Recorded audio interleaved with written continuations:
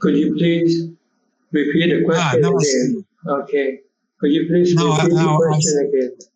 Yes. When we die, we leave our body, and I felt a strong desire to help other people with the rest of my body. So I like to donate my organs for other people so they can live on. If they need my heart or my liver. What is your opinion about donating organs? Donating organs is beneficial to the receiver. If you donate it after you die, if you give it after you die, the giver, you would not benefit anything from giving. But if you give it while you're still alive, like donating blood, then you are making good karma, and you will benefit from this good karma. But if you give it after you die, you're not benefiting anything, any good karma from giving these organs to other people. Okay. So if you want to benefit the good karma, then you have to do it while you're still alive, like sharing one eye to somebody else, or giving an organ like a kidney to someone else, because you are actually sacrificing. You feel it. You could feel it when you do that. Your mind can feel the sacrifice, and you will have a good feeling from sacrificing your parts of your body. But when you die, you no longer know anything about your body, so you don't have any feeling about giving up your organs or anything like that. This is It is considered good karma, meaning charity. If you give while you are alive, but if you give it after you die, it's not charity on your part. Yeah, I understand. But I was thinking, I don't need this body anymore, and if I can help other people, it would be good. If you do it before you die, it's better. Yeah, when you're in the hospital and perhaps the doctor say you no longer will survive, then you can tell the doctor, okay, can you take the organ and give it to people? Okay. While you knowing it, you have to know it.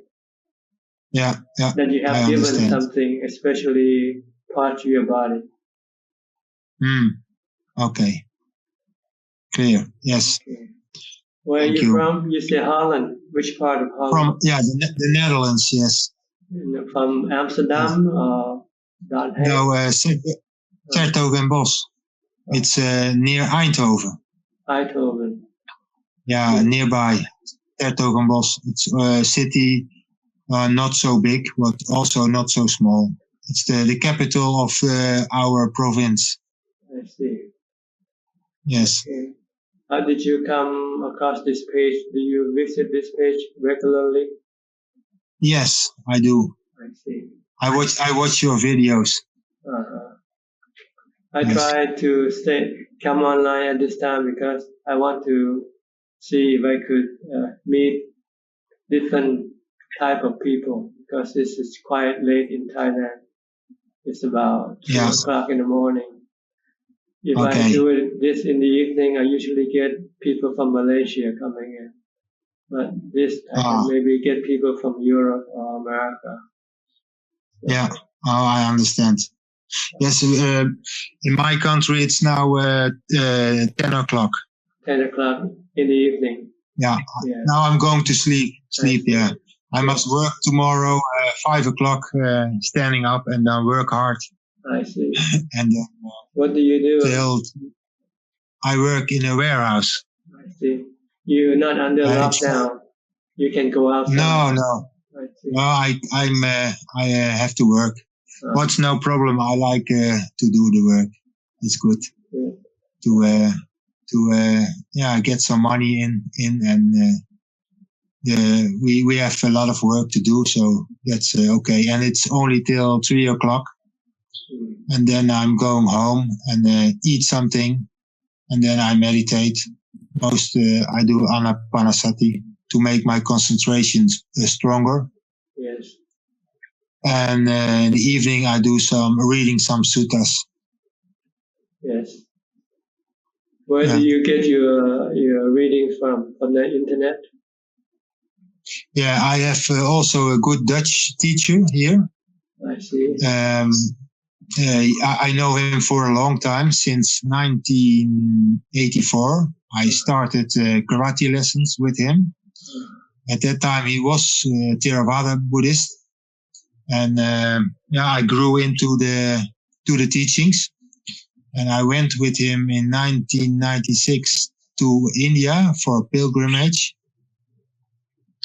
And then that time my heart opened for Buddhism, because I was raised Catholic by my mother, but I could not find answers in that teaching, especially the Creator God.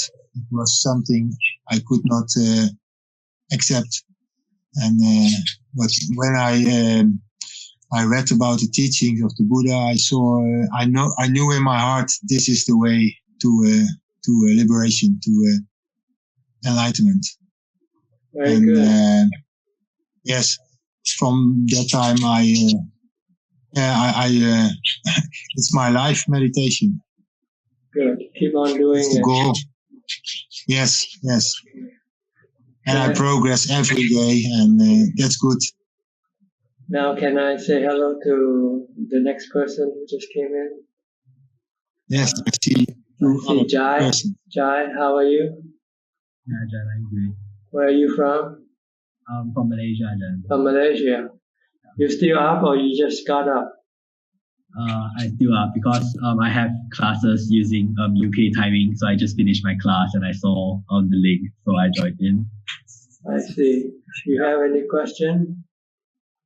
Ajahn, I would like to ask, how do you sustain the practice, especially if because I study overseas, and sometimes when I'm there, I feel that it's hard to sustain the practice without a community.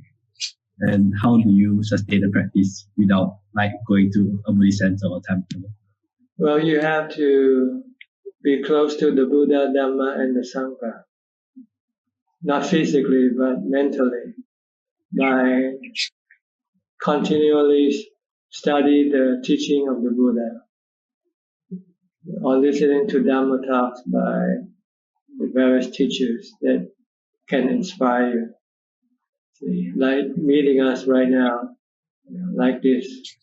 If you keep listening and asking questions, then it will keep inspiring your effort to keep practicing. So this is the way people should do if they want to be inspired, to energize them to keep on practicing the Dhamma.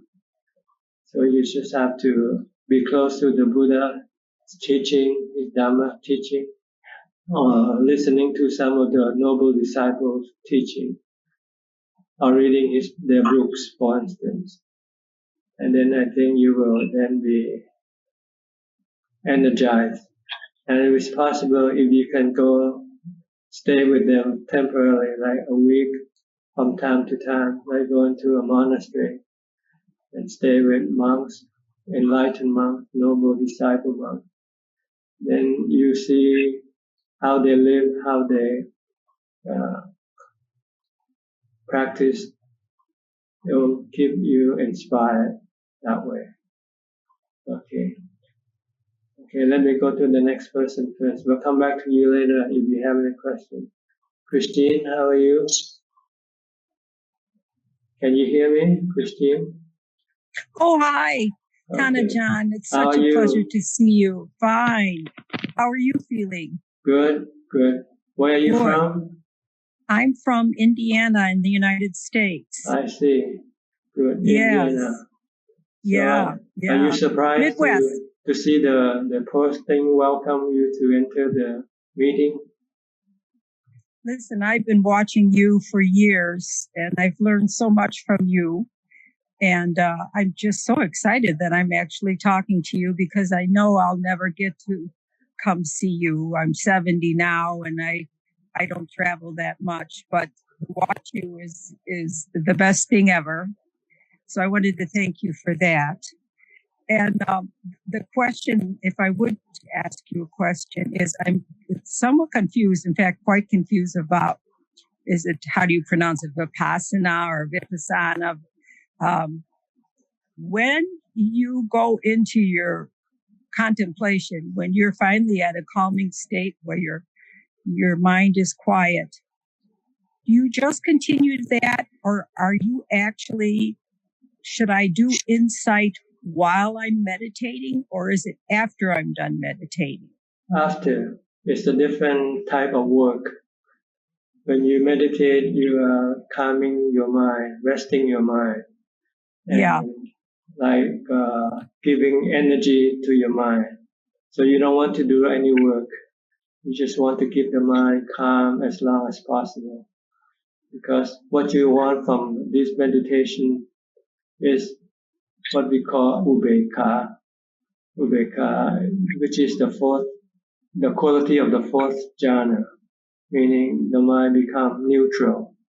It is devoid of any emotion such as love, hate, fear, or delusion. You want to build this ubeka up as much as possible in your meditation. So you want to keep your mind calm and not thinking for as long as possible until you can no longer keep the mind calm and it withdraw from this state of absorption.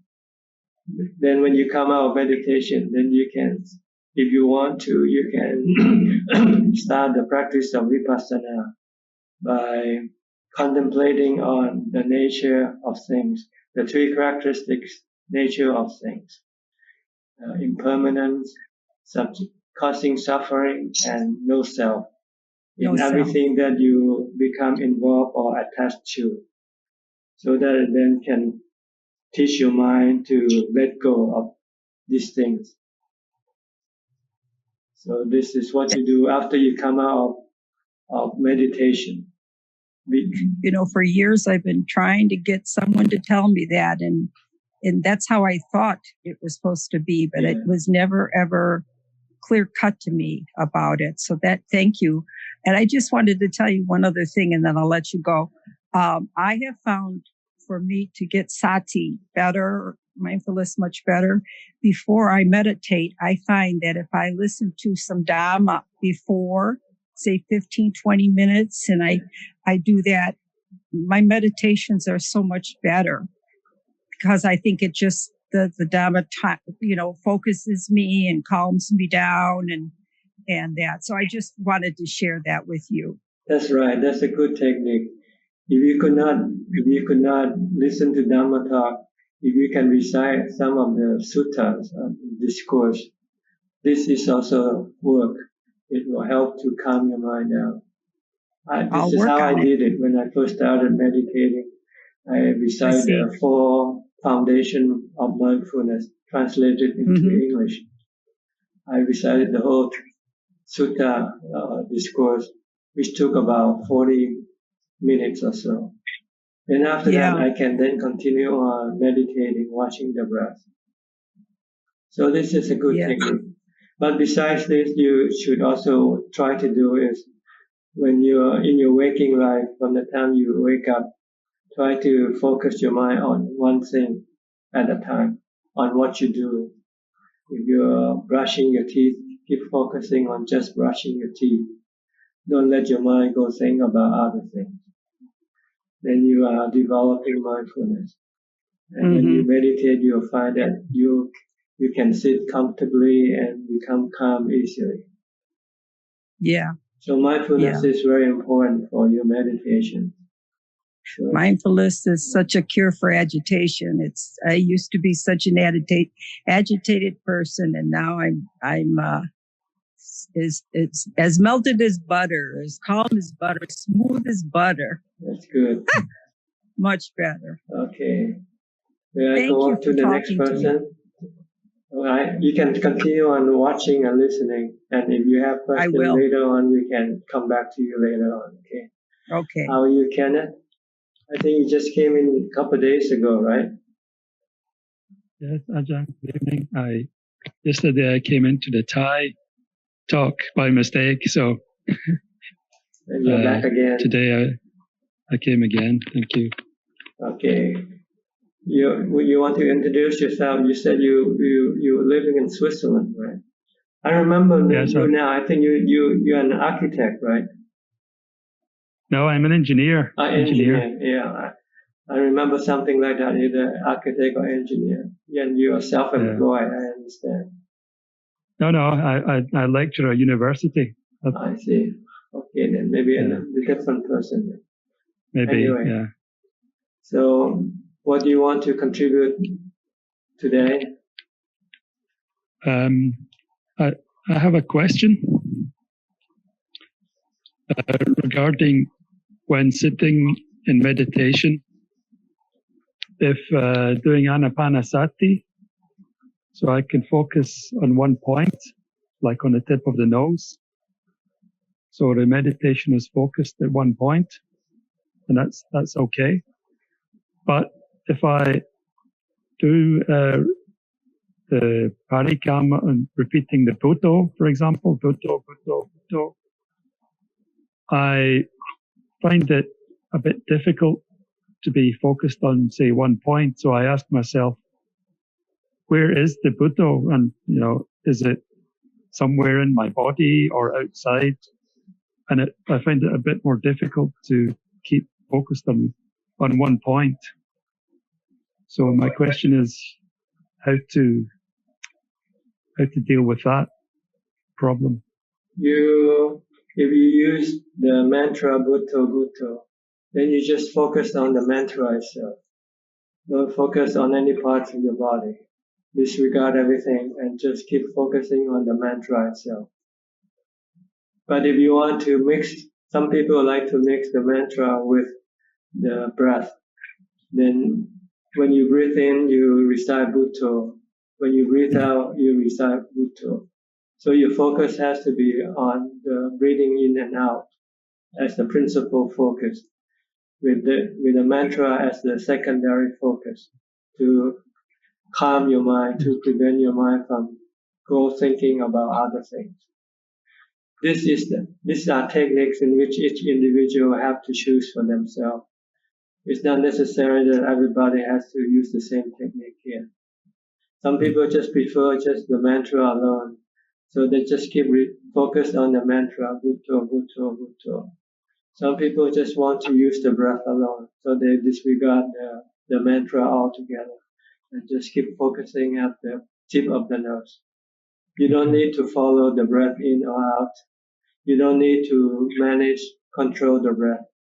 You just want to use the breath as an anchor to prevent your mind from wandering to the past or to the future.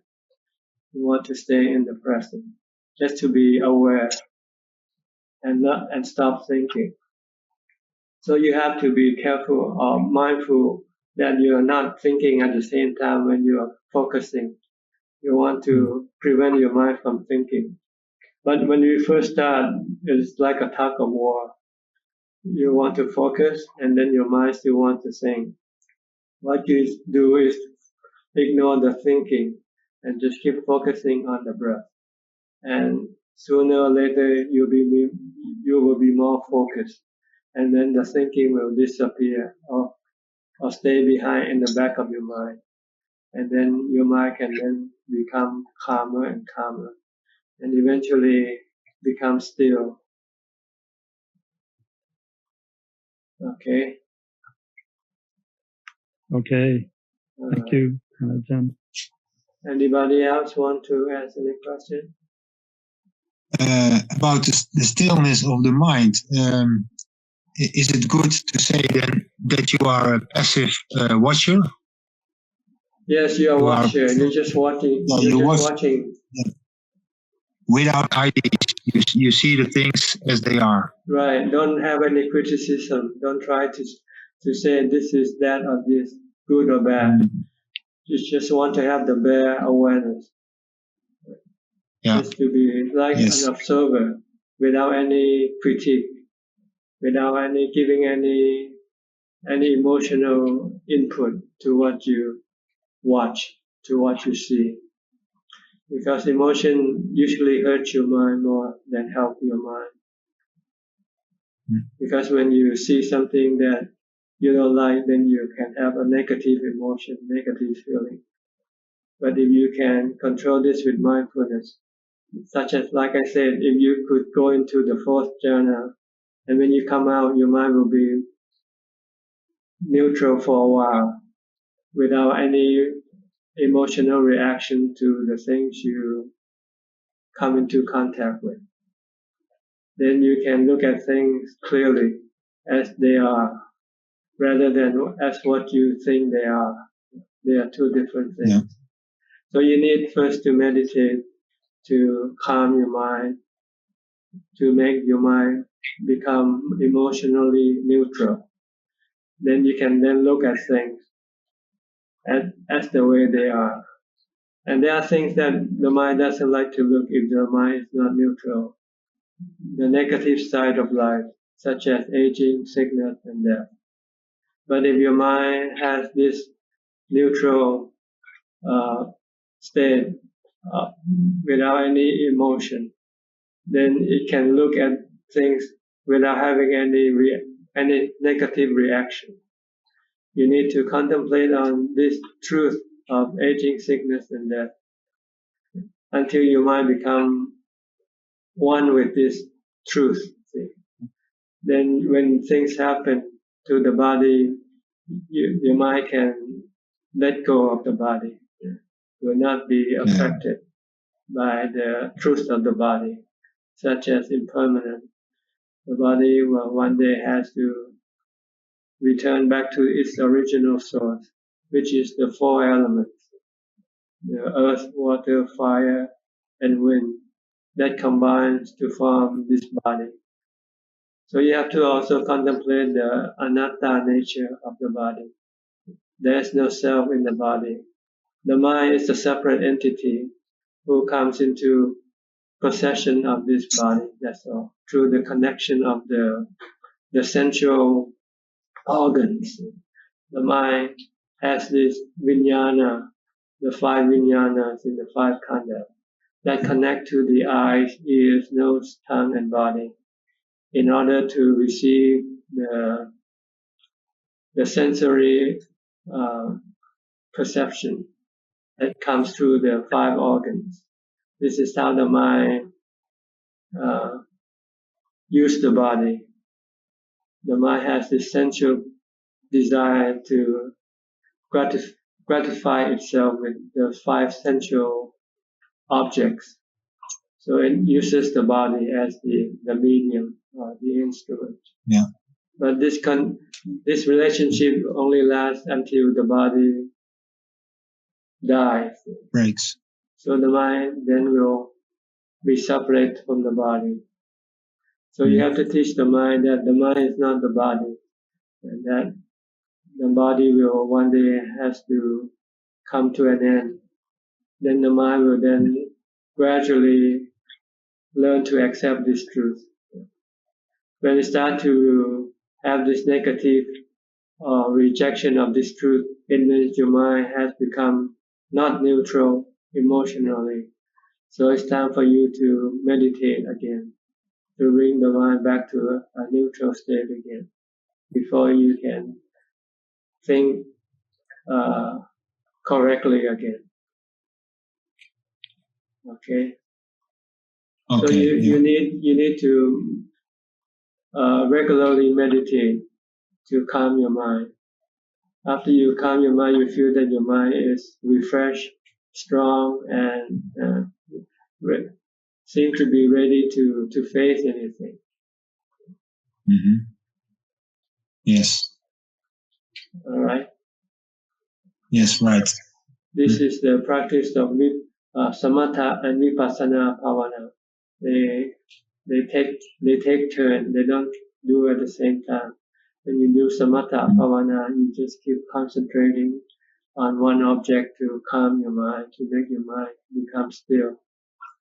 Then when you come out of this state, you still have some neutral feeling inside you, which enable you to look at things that you normally don't like to look, such as a supa. Also, a supa is something that we have to learn to see. If you still are still under the influence of your sexual desire, if you want to overcome your sexual desire, then you have to look at the unpleasant parts of the body, such as when the body become a corpse, or looking at the other part under the skin, the other organs inside the body. If you can contemplate and visualize the different parts, then your sexual desire will be subdued. Then you can live alone and having no feeling of loneliness or unpleasantness.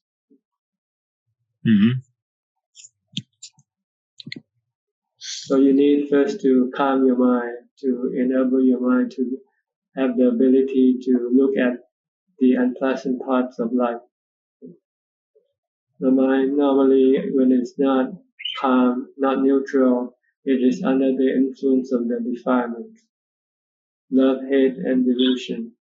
And the delusion wants the mind to look at the good side of life, the positive side of life. Yeah.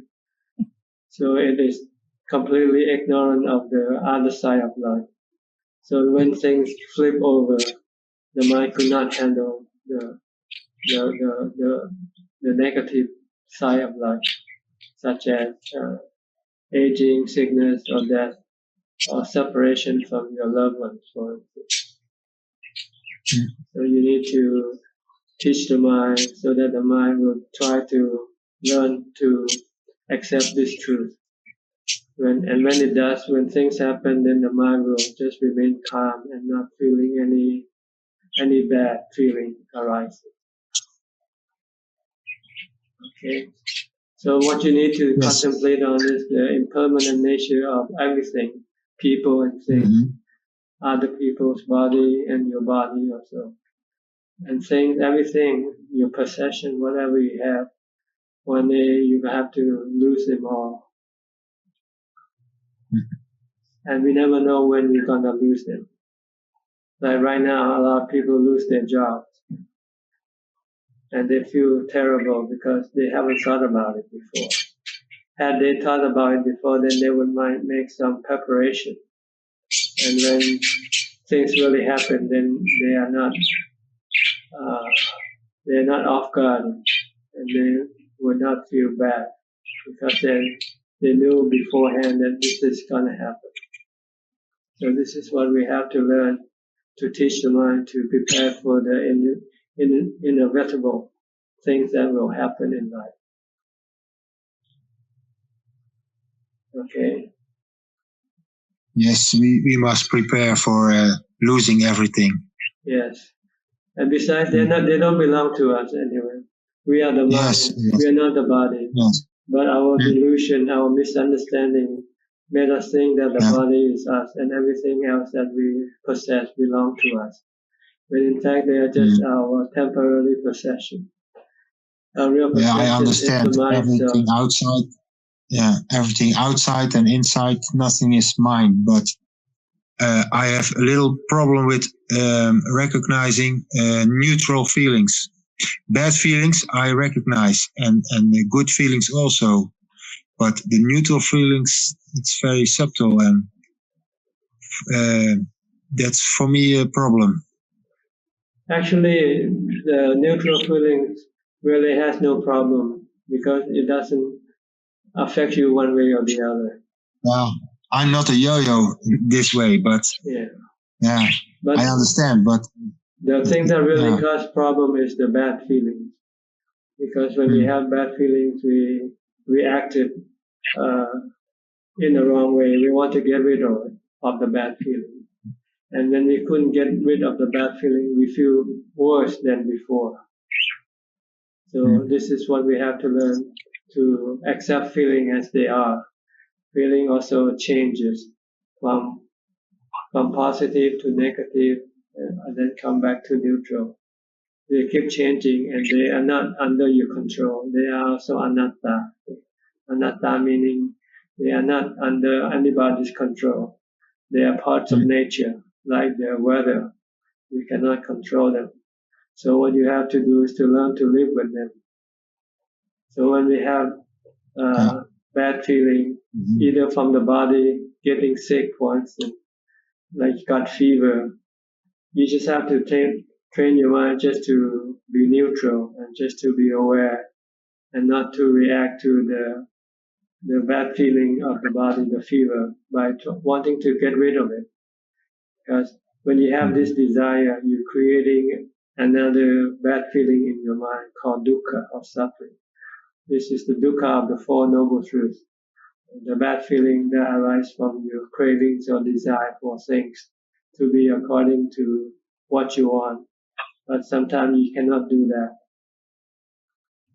So you feel terrible. But if you can stop this craving, this desire for the bad feeling to disappear, the fever to disappear, then you can live with the fever without having any stress inside your mind. So this is seeing the Four Noble Truths, seeing that your stress are caused by your craving or your desire, such as your desire to get rid of your fever. But if you use the Dhamma teaching that teaches you that feeling are not under your control, you cannot tell it to come or go away as you like. So if you don't want to have any stress in your mind, you just have to learn to accept the truth of the feeling. Okay, if the body is gonna have fever, I accept it. But it doesn't mean that you don't have to fix it. You can take medicines or go to see a doctor. But in the meantime, when it's still there, you just have to accept and let it be. Don't create any craving or desire to get rid of the fever. Then your mind will become calm and peaceful and not stressful. So this is the goal of practice, is to get rid of the dukkha or the suffering, the stress in your mind, by teaching the mind to accept reality as it is. Don't try to change reality. Like when it's hot, you want cold. When you're here, you want to go somewhere else. When you do this, you're creating stress in your mind, making yourself unhappy. But if you can teach your mind to accept reality, okay, I'm here, then I should not have any wish to go anywhere else. Then you will be happy where you are. If I'm sick, okay, I have to accept it. This is the way it is. The body gets sick sometimes. So let it be. Then your mind will have no stress. Okay? Yeah. Yes. This is the Four Noble Truths. The goal of our practice is to come to see the working of the Four Noble Truths inside our minds. Normally we don't look at the Four Noble Truths when it happens. When we have cravings or desire, we already, the Four Noble Truths is already appearing in the mind. Mostly it's just the first, the Four Noble Truths is divided into two pairs. The first pair is craving and stress. The second pair is the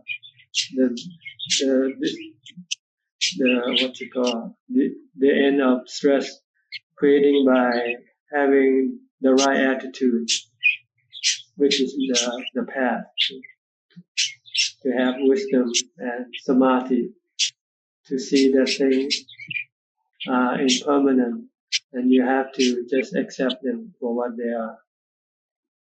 Then if you can accept things for what they are, you can then stop your desire to change things. When you stop your desire to change things, then your stress will disappear. This happens all the time in life, but you just don't look at it. See?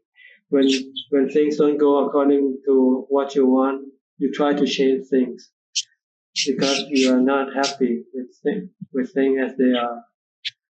But you don't realize that your unhappiness is caused by your own desire to get rid or change things. So if you want to get rid of your stress or unhappiness in your mind, you just have to change your mind and to stop your desire to change things and accept things as they are. When you can do that, then your mind becomes peaceful and calm. You don't have to do anything with things around you. Just let them be. Okay? Anybody Yes, else? Okay, go ahead. Continue. Okay, I understand what you mean. So the problem is not the world. The problem is ourselves. We want to change the world. That will make us stressful and unhappy. If we try to change the world and try to change ourselves, try to get rid of our desire to change things, and just to take things as they are. Changing the world. Then you are frustrated when you want to change the world. That's right. You might be happy from time to time when you could do it, but eventually you're gonna run into something that you cannot do. Then you become frustrated and sad. Yeah. Okay. Anything else? Ajahn, can I ask one more question? Yes. During meditation, whenever I focus on my breath, I find it very automatic that I tend to control my breath a lot. And after a while, the body becomes quite tense and I become quite frustrated why I can't let my breath flow naturally, because very often I tend to control my breath. So what is Ajah's advice? Yeah, you have the desire to control your breath or to succeed in your meditation.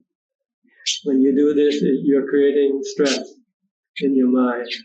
So when you meditate, you must not have any desire to achieve the result. Just do the work. Your work is to concentrate or focus on your breath, and don't expect any result from your work. It will come by itself when the work is complete or successful. So just keep focusing on your breath and don't expect any result from doing it. And don't force your breath either. Just keep watching. Just knowing that your breath is breathing in, breathing out, long or short breath, soft or strong breath. Just know it. You don't have to manage or control or change the breath. Just keep watching like you're watching a movie, for instance. Just watch. Don't do anything. And then your mind will gradually become calmer and calmer if you can prevent your mind from thinking about other things. Okay? The stress usually arises from your desire to achieve. Sometimes previously when you sat and you were successful, so this time you want to make it successful like before. So you keep thinking about the past, about the success of your last meditation. So instead of watching your breath, you're not watching your breath.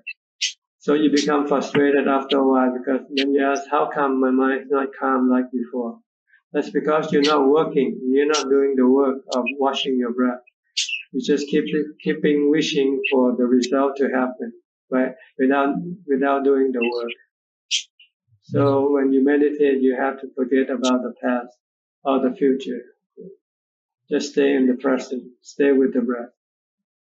And then gradually, eventually, it depends on the strength of your mindfulness. If you have strong mindfulness, your mind can become calm quicker. If you have not strong mindfulness, then it might take a longer time for your mind to become calm. So like Christine just said, if you cannot focus on your breath, maybe you listen to a Dhamma talk with, read Dhamma books, or recite the discourse. Then it will help to generate more mindfulness, keep your mind more focused. Then after that, you will then can be able to look at the breath, focus at the breath. Okay. Yes. So, Christine, you want to say anything? John, one other thing I wanted to discuss with you is, I think about death every day, not in a negative way, just that it can happen anytime. And the thing is that I think I'm pretty okay with, the idea of dying. My big fear is how I'm going to die. That's what I think about a lot. And that's what kind of frightens me. And I try not to think about that, but I don't know. It's just something always on my mind. To overcome this, you just have to think about the possibility. I could die of drowning. I could be hit by a car. Right. Airplane. Yes, anything. Just keep thinking of all the possibilities. And tell yourself that you cannot choose. They come. I know. So it's not like going to a restaurant and order food. This is like a set menu. You're given the menu. So just try to teach your mind to accept anyway. But actually what will really happen is when you stop breathing anyway. Anything could have preceded that. Before you lose your last breath, you might being hit by a car or anything like that. But eventually you'll come to your last breath. Yes. So just keep focusing on your breath. And you're still breathing. Right. If you're breathing, you say, I'm still alive. I'm here. Right. Yeah. Yeah. So that's all you will have to worry about is your breath. Yeah. Yeah. Okay. And accept things as they are, because you cannot choose or decide which type of death you will have. It's like the weather. You cannot say, I like this kind of weather and I don't like this kind of weather. You just have to take them and keep reminding yourself that you're just like a movie audience. You're just looking at a movie. The body is like an actor on the movie screen, and the mind is just someone the mind is an audience watching the body, the actor on the screen. That's all. Try to bring yourself back to the mind, not to the body. Tell yourself that you are the mind, you are the what. You're just someone who's looking after the body. When you can keep focused like this, then whatever happens to the body, you know that it's not happening to you. It's like when you're watching the movie, whatever happens on the screen doesn't happen to you, you know that. But sometimes you even forget that. You become involved with them, and you become emotionally involved with what you watch. That's all. That's because it's just all a movie. Yeah, you don't have the mindfulness to tell yourself to separate yourself from the movie. Life is a movie. Yeah. We are actors. We are actors. So the body is an actor. The mind is like the puppet master. It tells the body what to do. That's all. Very good. Thank you. Okay. Thank you. Okay. Anybody have any more questions? If not, I think we are about 44 minutes into this meeting already. So I will maybe have to leave you now because I can go back to sleep. It's about almost 4 o'clock in the morning. So I might be able to catch a couple of hours of snooze. before I have to go and collect food in the morning. But you'll see yourself again. I'll post this on the Facebook page after it is being recorded, and then I'll post it later on. Okay, thank you for coming in. Thank you, Ajahn. Thank you, Ajahn. It's Bless nice you, Ajahn. meeting Stay you. well. Thank you very much. Be well. Nice Okay. meeting all Be of well, you. be safe, Yes. and Bye bye. be happy with your Bye-bye. meditation practice. Okay, goodbye. Thank you. Bye-bye. Goodbye. Thank you. Goodbye. Bye. Let me turn off.